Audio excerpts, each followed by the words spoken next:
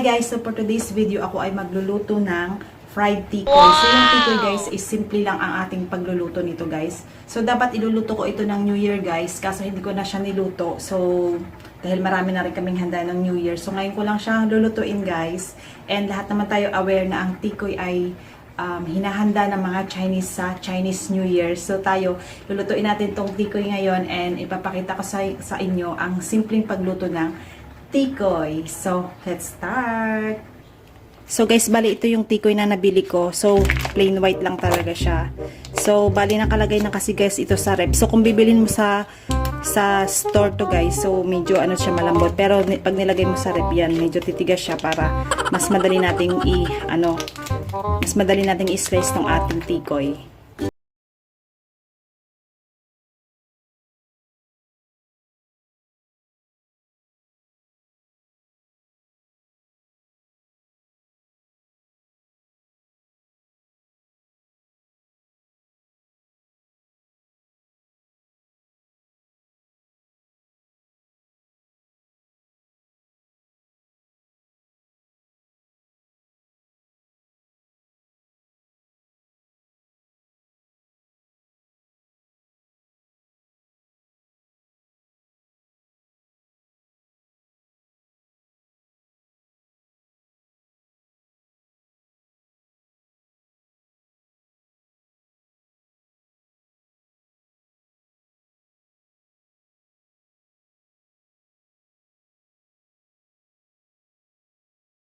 Nahiwa ko. So, in-slice ko siya ng ganito.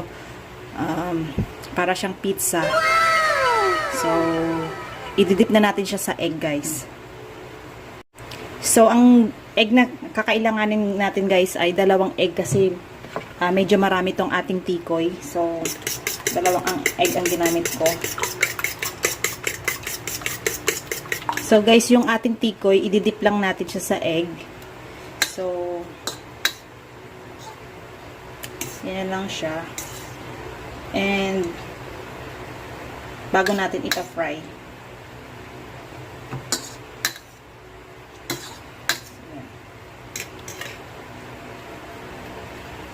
And then magpa-fry na tayo guys.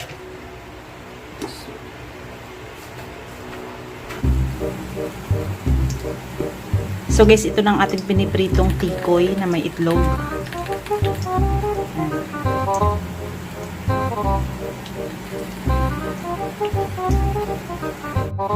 Habang hinihintay nating maluto yung unang batch guys. So ganito yung ginagawa ko.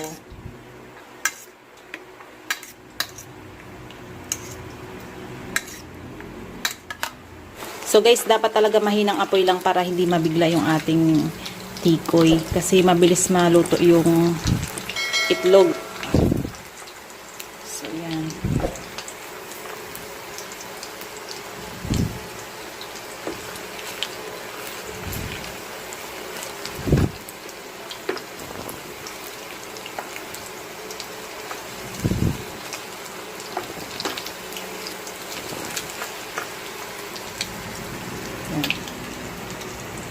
So guys, ito na yung ating first batch. So in-strainer lang natin siya guys. Hi guys, so pang last batch ko na to guys. So nagdagdag ulit ako ng isang egg guys. Kasi kulang yung egg na 2.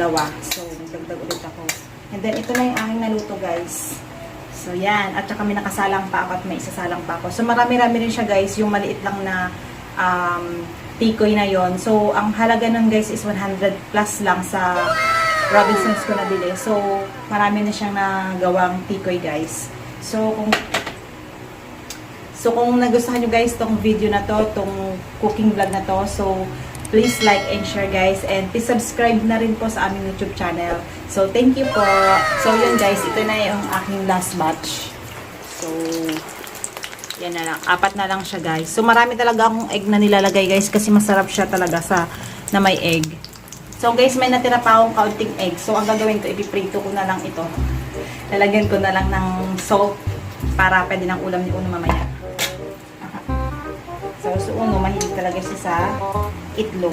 Kahit araw-araw itlog, hindi siya nasasawa. Mas gusto niya pag itlog kaysa sa ibang ulam minsan. Yan. So yun guys, natapos ko nang lutuin ang ating tikoy. So magtitkim ako ng isa guys. So, medyo mainit-init pa to guys. Dito tayo kukuha sa nito ng ilalim.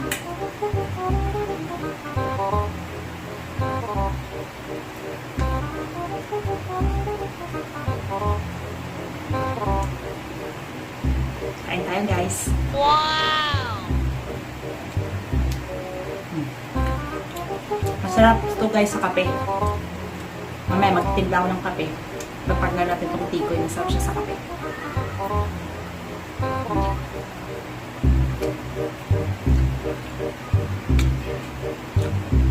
Stick siya.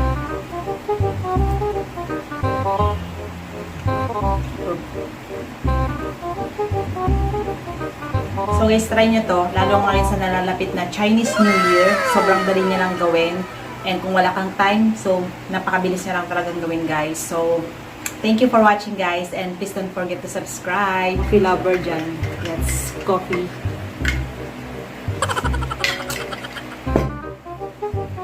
So, masarap siya partner sa kape. Kasi itong tikoy guys is glutinous rice rin yata yung ginagamit dito. Kasi malagkit siya eh. So, kaya mas match siya sa kape.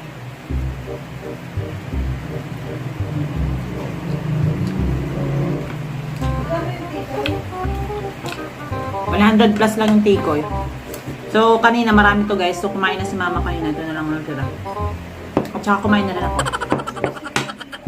Sarap. Masarap siyang pang merienda. Masarap din siya pang breakfast.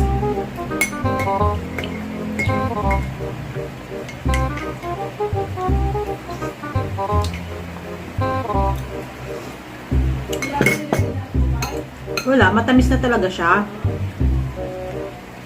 Yung itlog, wala ring timpla. So, egg lang talaga siya na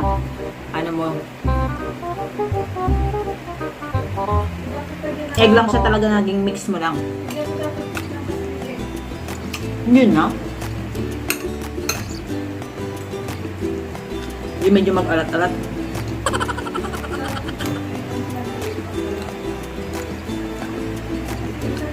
Kailangan kasi sa tikoy, maninipis lang yung paghiwa mo para maluto talaga siya. Kasi pag makapal, medyo matagal siyang lutuin. Tapos yung itlog mabilis maluto, nasusunog yung itlog. Kaya kailangan manipis lang yung tikoy para sabay silang maluto ng itlog. Mabilis lang siya maluto.